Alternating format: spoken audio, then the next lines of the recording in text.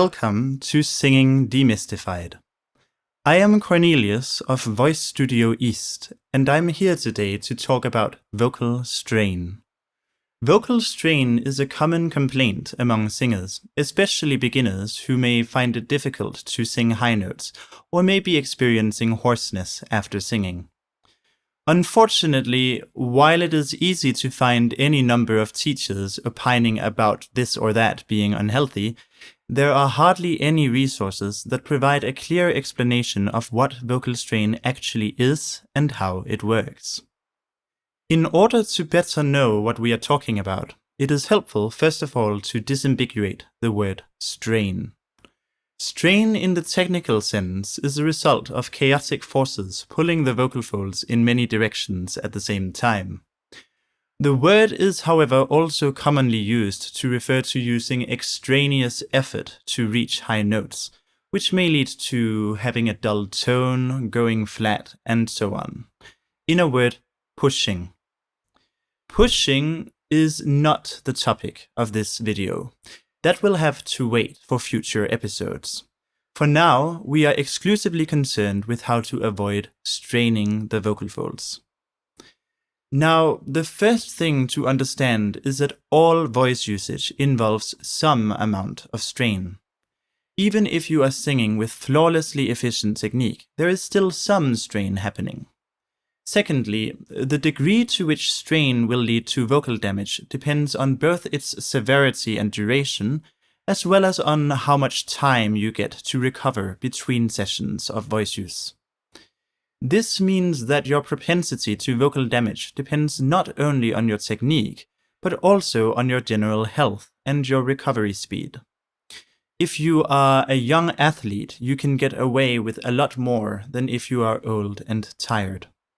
If you eat well and are in a period of excellent health, you can get away with a lot more than if you are on an aggressive diet or sick with the flu.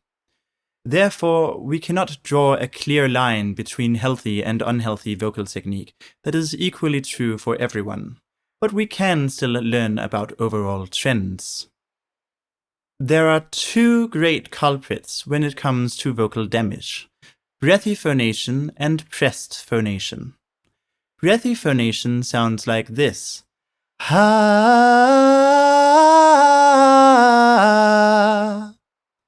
The breathy sound consists of airflow becoming turbulent, which is generally fine at low intensities, but when singing loudly, it becomes a violent turbulence, like a tiny storm inside your throat. Ha. I will not go on, since that would make me pretty hoarse, and we still have plenty more ground to cover in this video. I should note that breathy phonation is not necessarily accompanied by much audible breathiness. It is possible to have a turbulence that is mostly contained within the glottis, dissipating as it travels through the vocal tract. But even in such cases, you can generally recognize breathy phonation by a dull or fuzzy tone, lacking the clarity that is characteristic of balanced phonation. The second great culprit, pressed phonation, sounds like this.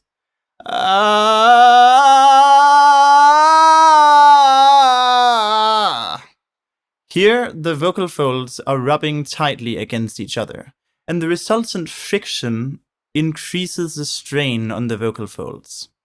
Pressing, too, is generally fine in small amounts, but since it is possible to press very intensely, even at low volumes, volume is just not a very reliable indicator of strain in pressed phonation. Instead, you can loosely estimate the amount of strain based on how much effort is required to sing, especially in relation to the volume. If you are using a lot of effort without producing much volume, it is usually, but not always, due to pressed phonation. Likewise, if you are singing loudly, but the effort level is extreme, well beyond what is usually involved when skilled singers sing loudly, the reason is most likely pressed phonation. What is common to these two causes of strain is that they both involve a lot of tiny forces pulling the vocal folds every which way, and this is the defining feature of vocal strain. Strain can be approximately defined as elastic deformation. The word elastic is an important clue. It carries two major implications that we need to consider. Firstly, it implies that the elastic substance, the vocal folds in our case, has a tendency to return to its initial shape when deformed, unlike, for example, a pliable metal that can be bent and then hold the new shape you have given to it, or a paper that can be folded and will remain folded. The vocal folds, like a rubber band, are stretchy, but will return to their original shape when the forces acting on them fall away. The second implication is that the stress only occurs while the deformation remains elastic. That is, it occurs only until the point of breakage.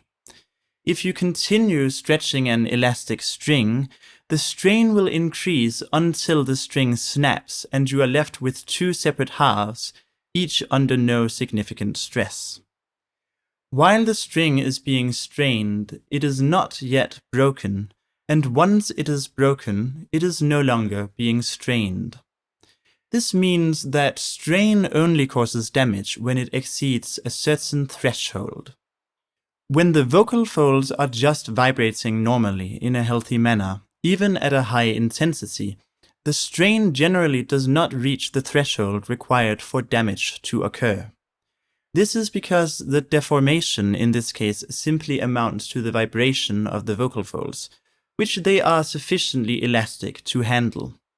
On the other hand, if you have turbulent airflow tugging chaotically at the vocal folds, or you have friction from the vocal folds rubbing tightly against each other as in pressed phonation, then you can actually have much greater deformations occurring, proportionally speaking.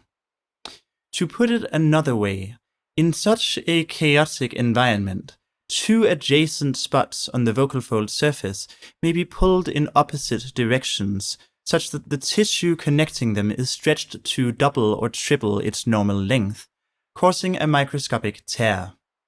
Conversely, in normal vocal fold oscillation, these adjacent spots will move more or less together, and while the movement is not completely uniform, after all, the two spots may move at differing speeds, the tissue connecting them will get stretched only a little, causing no tear. Unfortunately, the causes of unbalanced phonation are manifold, well beyond what can be covered in this video. I can, however, give this one piece of advice. If you are struggling with breathy or pressed phonation, practice singing loudly with a clear, confident, energetic tone. Above all, it should not be lazy, which can tend either in the direction of so-called glottal insufficiency, that is, breathy phonation, or in the direction of vocal fry, which is not in itself damaging, but can easily become damaging if pushed in a haphazard manner. Excessive furtiveness or restraint is, to my knowledge, the single most common cause of unbalanced phonation. This furtiveness in turn has two main causes, both of which are basically social. Young children tend to be unrestrained in their voice usage, but through vocal maturation, their voices become increasingly loud to the point where their parents and teachers will tell them to quiet down. This can theoretically be done without furtiveness. If you simply apply less energy in the first place, then there is no need to restrain what energy you do apply. That is to say, it is possible to reduce the volume simply by relaxing and lowering the overall energy level. But more often than not, the children will develop a tendency to make their voice usage less efficient, usually in the direction of breathy phonation. The other major cause is, however, less understandable than parents and teachers finding it burdensome to be around noisy teenagers all day. Less understandable and more insidious. This other major cause is voice teachers advising their students to restrain their volume to avoid vocal strain. More alarmingly still, this advice is sometimes even given by speech-language pathologists to their clients, often on the basis of a certain mathematical formula that shows vocal strain in ordinary phonation to be proportional to loudness and pitch. But vocal damage is generally caused by the chaotic forces resulting from unbalanced phonation, not from the wavy motion of the vocal folds in ordinary phonation, even though both are technically strain. Unfortunately, when voice teachers advise their students to reduce the volume to avoid vocal damage, it has a tendency to instill a kind of timidity that makes singers hold back the volume out of a belief that loud singing is inherently unhealthy. But when it comes to reducing the volume, there is one method that is far easier than any others, namely to make the whole vocal mechanism less acoustically efficient by messing up the vocal coordination in various ways. Obviously, this does not reduce straining, nor does timidity constitute a path to effortless, confident singing. Therefore, do not allow the fear of vocal strain to make you vocally timid, but learn instead to sing boldly and with conviction. A man can't stand, he can't fight. With conviction, Mr. LaRusso. A man can't stand, he can't fight. Good. Returning to the voice teachers, a common rationale for the advice to restrain the volume is to avoid pulling chest voice. This is sometimes even associated with a very widespread, disastrous myth to the effect that vocal strain in general is caused by taking chest voice too high in pitch. This myth is largely perpetuated by teachers who will give demonstrations that sound something like this.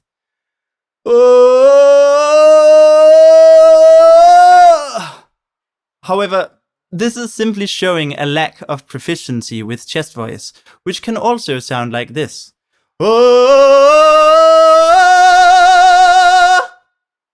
The sound is clear, there is no pressing, and it doesn't really require much effort. This coordination basically amounts to shouting, but there is nothing inherently unhealthy about that. Though, as with any other vocal technique, it can be unhealthy if performed incorrectly.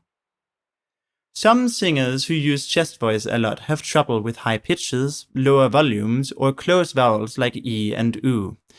But that is because these require a different approach, not because chest voice is somehow wrong.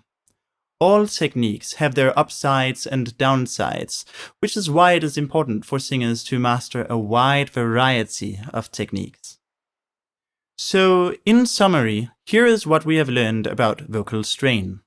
Firstly, all singing involves some strain, but strain only becomes damaging when it exceeds a certain threshold. Secondly, the propensity to vocal damage depends both on your vocal habits and on your recovery speed, whether you get enough rest, whether you get enough food, etc.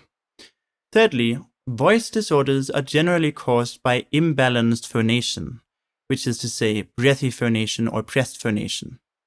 And finally, contrary to certain widespread myths, taking chest voice high in pitch is not inherently damaging.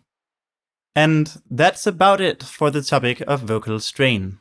If you have any questions, be sure to leave a comment down below.